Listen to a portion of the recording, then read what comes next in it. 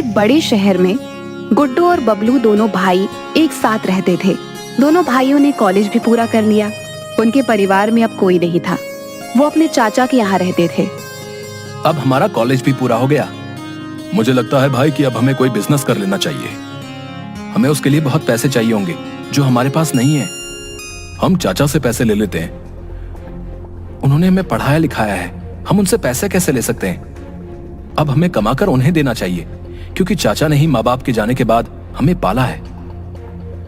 भाई मुझे लगता है कि हमें अपनी पुश्तैनी हवेली बेच देनी चाहिए और फिर उसके बाद हम अपना और चाचा दोनों का जीवन बदल सकते हैं। हाँ, बात तो ठीक है। फिर कल सुबह अपने गांव राघवपुर के लिए निकलते हैं। वैसे भी वो हवेली खंडहर है, उसे रखने का कोई फायदा नहीं है। बबलू और गुड्डू सुबह की योजना बनाकर सो गए। अगली सुबह दोनों भाई उठकर राघवपुर के लिए बस में बैठकर निकल गए और कुछ घंटों बाद अपने गांव पहुंच गए। अब यहाँ कैसे पता चलेगा कि हमारा घर कौन सा है? चाचा ने बताया तो था कि जो सबसे बड़ा घर होगा वही हमारा घर होगा। हाँ, और सबसे पुराना भी होगा। कोई नहीं, चलकर ढूंढते हैं। दोनों भाई अपनी पुश्तैनी हवेली ढूंढ रहे थे कि तभी उन्हें एक आदमी राजू मिला। अरे भाई, ये राघवपुर गांव ही है ना? नहीं, ये जनकपुर है। लेकिन बस वाले ने तो यही उतारा था। और जब बस वाले ने यही उतारा था तो यही होगा। अजीब पागल है, जो पूछ रहा हूं उसका सीधा सीधा उत्तर नहीं दे रहा है। तुझे मैं पागल लगता हूं क्या बे? ठीक है भैया, हमारी गलती है। अब हमें यह बता दीजिए कि यहाँ सबसे पुरानी हवेली के लिए रास्ता कहाँ से जाता है? मेरी उम्र बहुत ज्यादा हो गई है, लेकिन मैंने कभी इस रास्ते को कहीं भी जाते हुए नहीं देखा है। शायद जाना तुमको ही पड़ेगा। ठीक है भाई, तुम हमें माफ कर दो, हम खुद चले जाएंगे, ठीक है? मेरी मर्जी, मैं तुम्हें माफ करूं या नहीं है? अजीब आदमी है यार। चलो भाई, चलते हैं।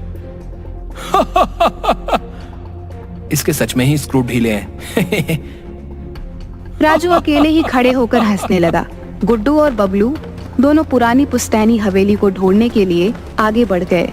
दोनों राघवपुर की गलियों में इधर से उधर देख रहे थे। तभी उन्हें एक बड़ी सी हवेली दिखाई दी जो अब खंडहर बनने लगी थी।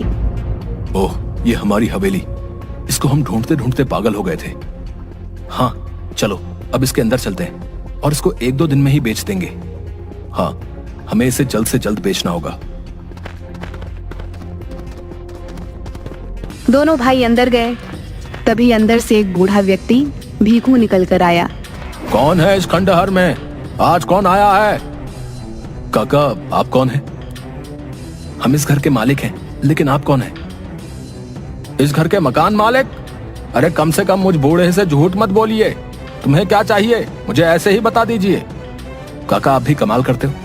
जब आपको बता दिया कि हम ही इस घर के मालिक हैं, फिर भी आप बेवजह हमारा समय खराब कर रहे हो। और काका, जवाब आपको देना चाहिए, क्योंकि आप हमारे घर में रह रहे हो।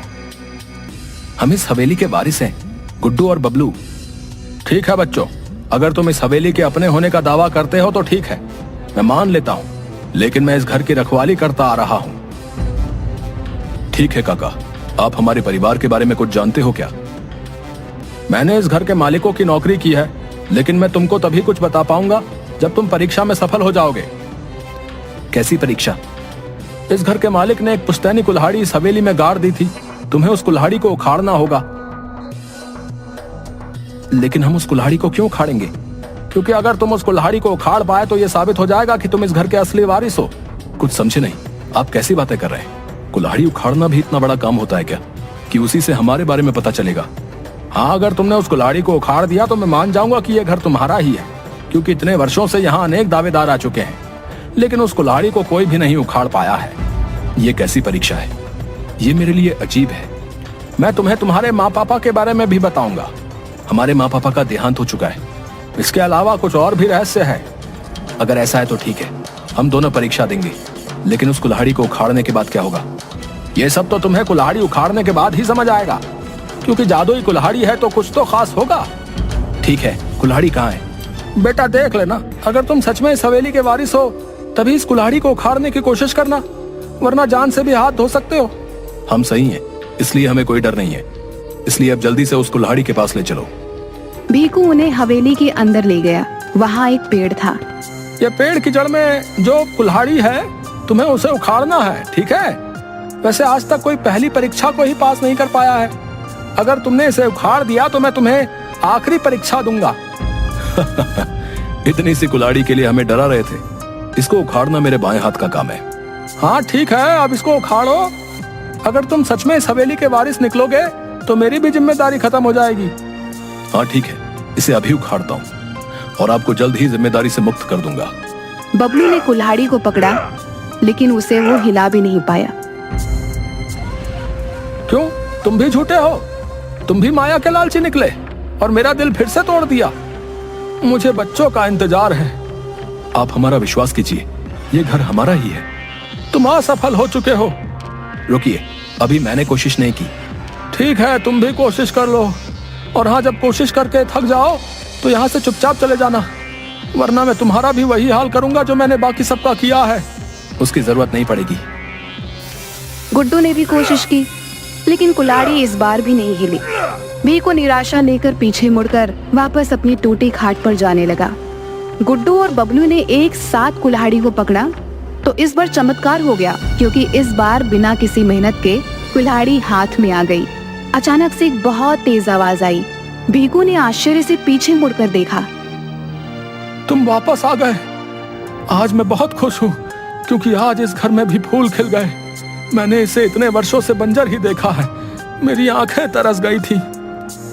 वो सब तो ठीक है, अब आपको विश्वास हो गया, लेकिन अब इस कुल्हाड़ी का क्या करना है? इस कुल्हाड़ी से तुम्हारे माँ पापा की मुक्ति होगी। हमारे माँ पापा तो इस दुनिया में नहीं है। अभी तुम दूसरी परीक्षा भूल रहे हो। अब तुम्हें इस पेड़ की जड़ को काटना होगा। बाबा, ये पेड़ कटकर हमारे ऊपर गिर जाएगा। आप क्यों हमारा पागल बना रहे हो? इससे ये साबित हो गया है कि ये हवेली हमारी है। अब आप यहां से जाइए। मेरे यहां से बाहर निकलते ही तुम जीवित नहीं रह पाओगे। हाँ हाँ, बहुत हो गया। अब हमें डराने की कोशिश मत कीजिए। तुम्हें अपने माँ पापा का सच जानना है कि नहीं? हाँ, पहले तुम्हें पेड़ की जड़ काटनी होगी। गुड्डू ने कुल्हाड़ी हाथ में लेकर पेड़ की जड़ काटनी शुरू कर दी, लेकिन पेड़ की जड़ पत्थर के समान थी।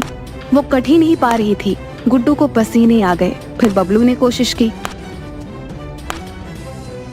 वो भी थक कर दूर बैठ गया, लेकिन गुड्डू ने हिम्मत नहीं हारी और फिर से कोशिश की। लेकिन इस बार उसकी मेहनत रंग लाई। पेड़ की जड़ कट गई और फिर उसमें से एक पीला प्रकाश निकला। देखते ही देखते पूरा घर पीले प्रकाश से भर गया, जिसके बाद पूरी हवेली नई हो गई और दोनों की माँ पापा भी बाहर निकल आए। वो भी आजाद हो गए। दोनों भाइयों को विश्वास नहीं हो रहा था कि वो अपने माँ पापा से मिल रहे हैं। मैं जानता था कि हमारे बच्चे हमें आजाद कराने आएंगे। आज वर्षों बाद मैं अपने बच्चों को देख पा रही हूँ। आज मैं बहुत खुश हूँ। हमने बहुत इंतजार किया है। ईश्वर ने आज हमारी सुन ली। माँ पापा, ये सब कैसे हुआ? हाँ बताइए ना। आज से वर्षों पहले हम और तुम्हारे चाचा चाची यहीं गांव में रहते थे। दोनों भाई राम सिंह और अमर सिंह घर के आंगन में बैठे थे। भीकू भी वहीं पर खड़ा था। भैया, मुझे घर में हिस्सा चाहिए। अरे छोटे, तू ऐसी बातें कर रहा है? तू जो चाहेगा मैं दे दूंगा, लेकिन ऐसा क्या हुआ कि तू बंटवारे पर उतर आया? मुझे आपकी नीयत समझ आ गई है।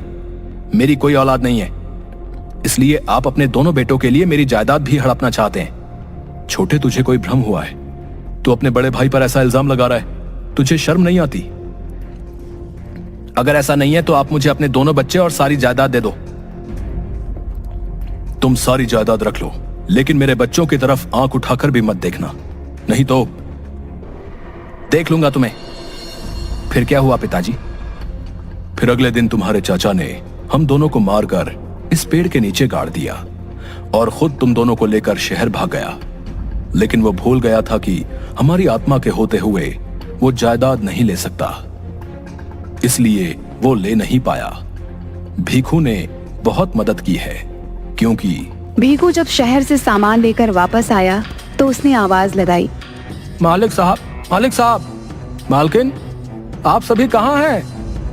आज मुझे बच्चे भी नहीं दिख रहे। तभी राम सिंह की आत्मा ने आवाज लगाई और भीखू को सारी बात बताई। भीखू बहुत रोया। मालिक साहब, अब मैं यहाँ रहकर क्या करूंगा? मैं भी जा रहा हूँ। अब यहाँ तुम्हारी ही जरूरत है और तुम्हें रहना होगा। क्योंकि अमर सिंह जायदाद लेने आएगा और उसे हम जायदाद नहीं लेने देंगे। इसलिए वो किसी और को भेजेगा जिनको हम मार देंगे, लेकिन उसमें हमारे बच्चे भी हो सकते हैं। इसलिए इस कुल्हाड़ी को सबसे उखड़वाना। हमारे बच्चे ही इसे उखाड़ कर पेड़ की जड़ काट पाएंगे। आप हमेशा इसी तरह। हमारी मुक्ति हमारे बच्चों के हाथों होगी। जब तक बच्चे आकर ऐसा नहीं करेंगे तब तक हमारी आत्मा भटकती रहेगी। तब से हम यहाँ हैं। हम चाचा को सजा जरूर दिलवाएंगे। सभी की आंखों में आंसू थे। गुड्डू और बबलू के माता पिता की आत्मा को शांति मिल गई। उनके चाचा को सजा हो गई और दोनों बच्चे भीकू के साथ गांव में रहने लगे।